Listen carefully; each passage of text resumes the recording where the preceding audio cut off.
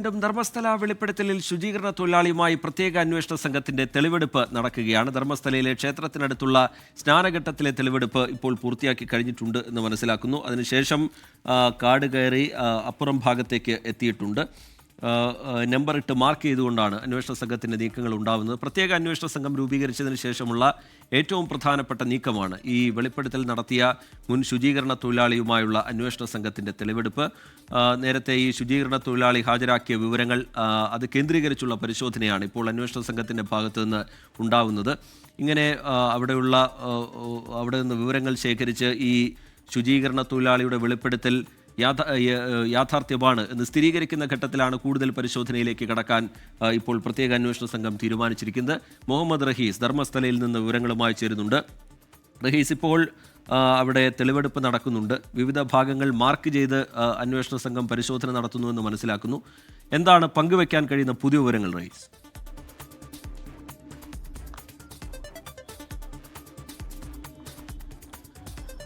ഏറ്റവും നിർണായകമായിട്ടുള്ള ഒരു നീക്കമാണ് ഇപ്പോൾ SITയുടെ ഭാഗത്തുനിന്ന് ഉണ്ടാകുന്നത്. ഇന്നൊരു പ്രാഥമിക പരിശോധന മാത്രമാകും ഉണ്ടാകുമെന്നാണ് നമ്മൾ പ്രതീക്ഷിച്ചിരുന്നത്. ഈ ശുചീകരണ തൊഴിലാളി എവിടെ നിന്നാണോ തലയോട്ടി എടുത്തുകൊണ്ട് കൊടുത്തത് അവിടെ മാത്രം ഒരു പരിശോധന എന്ന് കരുതിയിരുന്നുവെങ്കിൽ ഇപ്പോൾ അത്തരത്തിലല്ല പരിശോധന പുരോഗമിക്കുന്നത്. നിലവിൽ മാർക്ക് ചെയ്ത് മൃതദേഹമുണ്ട് എന്ന് ഇദ്ദേഹം പറഞ്ഞ ഓരോ സ്ഥലങ്ങളും പോലീസ് മാർക്ക് ചെയ്ത SIT സംഘം മാർക്ക് ചെയ്താണ് മുന്നോട്ട് പോകുന്നത്. ഇതിൻ്റെ കൃത്യമായ ദൃശ്യങ്ങൾ എടുത്തു വയ്ക്കുന്നുണ്ട്. ഒപ്പം തന്നെ അതിൻ്റെ ഒരു ജോഗ്രഫിക്കൽ ഡേറ്റ ഡിജിറ്റലി കൂടി എൻ്റർ ചെയ്തുകൊണ്ടാണ് ഇപ്പോൾ അന്വേഷണ സംഘം നീങ്ങുന്നത്. ഇതിൽ ഏറ്റവും എടുത്തു പറയേണ്ടത് ഇവർ സ്നാനഘട്ടത്തിൽ നിന്ന് കാട് കയറിയാണ് അല്പദൂരമുള്ള ഇവിടേക്ക് എത്തിയിരിക്കുന്നത്. ഏതാണ്ട് ഒരു 1/2 കിലോമീറ്ററിന് മുകളിൽ ദൂരമുണ്ട്. ആ ദൂരം ഇത്രയും കാട് കയറിയിട്ടാണ് ഇവർ എത്തിയിരിക്കുന്നത് എന്ന് വേണം പറയാൻ. അതായത് ആ കാടിനുള്ളിലാണ് ഏറ്റവും കൂടുതൽ മൃതദേഹങ്ങൾ കുഴിച്ചിട്ടതായി ശുചീകരണ തൊഴിലാളി വെളിപ്പെടുത്തിയിരിക്കുന്നത്.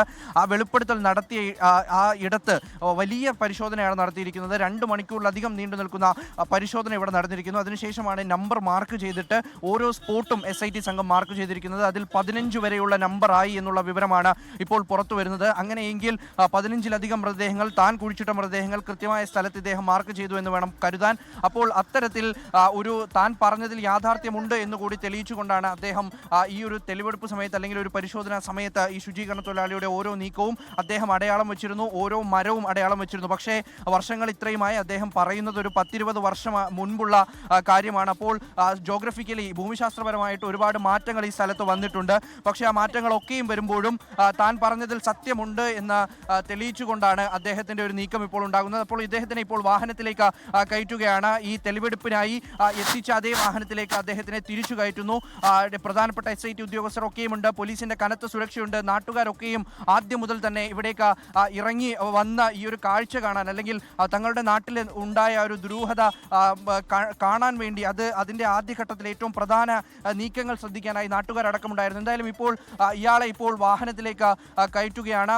പോലീസ് വാഹനത്തിൽ കയറ്റി മുഹമ്മദ് റഹീസിലേക്ക് നമുക്ക് വീണ്ടും എത്തേണ്ടതുണ്ട്. വളരെ നിർണായകമായ തെളിവെടുപ്പാണ് ഇപ്പോൾ SITയുടെ ഭാഗത്ത് നിന്ന് ധർമ്മസ്ഥലയിൽ ഉണ്ടാവുന്നത്.